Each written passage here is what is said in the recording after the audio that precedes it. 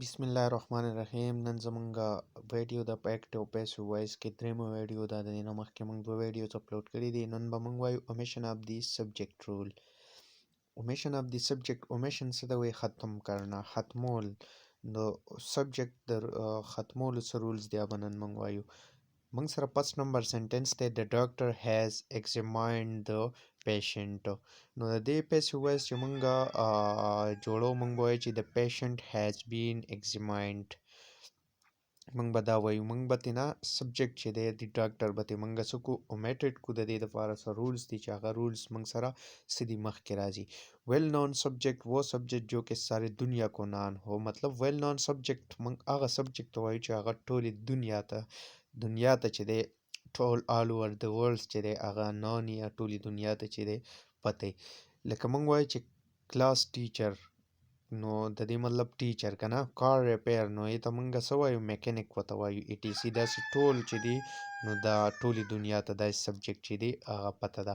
بیا اس سچویشن میں ہم سبجیکٹ کو ختم کرتے ہیں اور دوباره استعمال نہیں کرتے.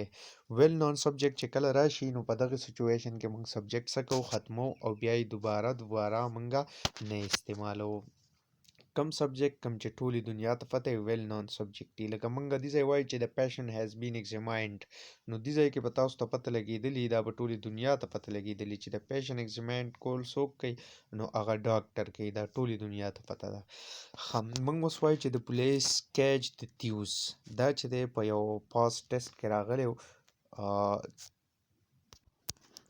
آی تھنک چې ملاکن پیسټو ټیسټ کې و چې د پولیس کیچ دی تیوز که نه. نو موږ به د دې پیسې څنګه جوړو؟ موږ به وایو چې د تیوز و کیچ. موږ به تینا سبجیکٹ څه کو؟ اومیټ کو، ختم به دې کو. چې کله ان نون سبجیکٹ تاسو سره راشي پھر بھی ہم سبجیکٹ کو ختم کریں گے. ویل نون سبجیکٹ کې به هم موږ سبجیکٹ اومیټ کو او په ان نون سبجیکٹ کې به هم موږ سبجیکٹ څه کو؟ اومیټ کو. لکه موږ وایو چې somebody called me، نو موږ به د داسې سنټنس پیسې څنګه جوړو؟ موږ وایو چې I was called. somebody called me، نو دا به څه شي؟ I was called. ګورئ تاسو سیزونه کنسپچوال سیزونه تاسو ګورئ، سمپل سیزونه تاسو ته چرې هم ټیسټ کې نشي راتلی. خاص کر اس ایس ټي دپاره زما دا لیکچر ډېر زیات امپارټنټ دی. ها موږ وایو چې someone is knocking the door، نو موږ وایو چې the door is being knocked، ځکه چې موږ سره دلته unknown subject دی. یو بل سنس کې موږ وایو چې اگزامپل دی موږ سره چې the judge has given the verdict، نو دا زموږ سره څه دی؟ یو بل سنټنس ته موږ وایو چې the mechanic has repaired my car. دا تاسو ټول چې دی ټرای کوئ، دا مې تاسو له پریکټس دپاره راکړلي. somebody will clean that board یا someone informed me، دا ټول چې دی دا تاسو اومیشن آف دی سبجیکٹ رول باندې څه کوئ؟ پیسې ورته چینج کوي. بیا زموږ سره پریزل ورب دی. نو دا پریزل ورب چې کله موږ سره راشي دا به ریټینشن کیږي. ریټینشن مطلب برقرار رکھنا. اب دی پریپوزیشن سینٹینس، په کم ځای کې چې کله موږ سره سینٹینس کې پریپوزیشن وي، مطلب हम प्रीपोजिशन का प्लेस تبدیل नहीं करेंगे، ځکه چې موږ بس د پریپوزیشن مطلب دا دی چې د پریپوزیشن پلیس چې دی به موږ نه چینج کوو.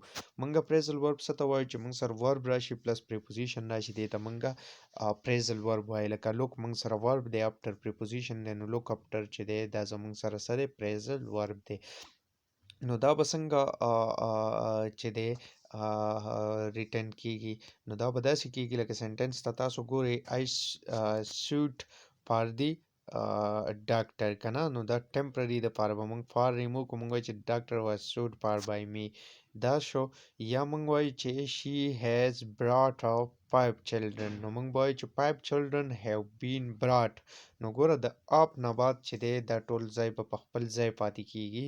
brought up by her، brought up په خپل ځای راغلی. پریزل ورب به ریټین کیږي، برقراري. مطلب دې ځای کې هم brought up راغلی، نو دې ځای کې به هم brought up په خپل ځای باندې څه شي؟ راشي.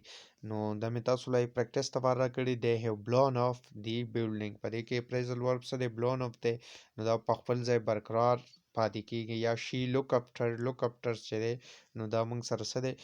دا په خپل ځای باندې پاتې کیږي. اوس زموږ سره ډېر امپارټنټ دی انفینیټیو سنټنسز. انفینیټیو سنټنسز موږ هغه سنټنسز ته وایو چې هغه موږ سره 2 پلس ورب پس فارم اف verb راشي to چې کله د verb first of arm راشي دې ته موږ imperative sentences وایو to से पहले हिस्से में किसी किस्म के changes हम नहीं करेंगे کله چې موږ پیسې وتا imperative sentences زړو نو موږ بعد د to نه مخکې چې کومه حصه ده په هغې کې به موږ څه changes نه کوو لکه موږ وایو چې I have to receive the guest نو موږ به د to نه مخکې سنټنس کې بالکل څه چینجز نه کوو I have به په خپل ځای راشي د to نه مخکې I have guest to be received نو بیا به دا نوره چې دی په پیسې ورته واړو موږ وایو چې he tried to do a lot of work نو he tried به په خپل ځای راشي a lot of work to be done نو دا به داسې شي بیا موږ وایو چې he tried a lot of work to be done په ځای موږ do هم یوز کولی شو بیا زموږ سره راځي په اکټیو کې چې کله تاسو سره انټراګیټیو سنټنسز راشي نو په اکټیو کې چې موږ سره WH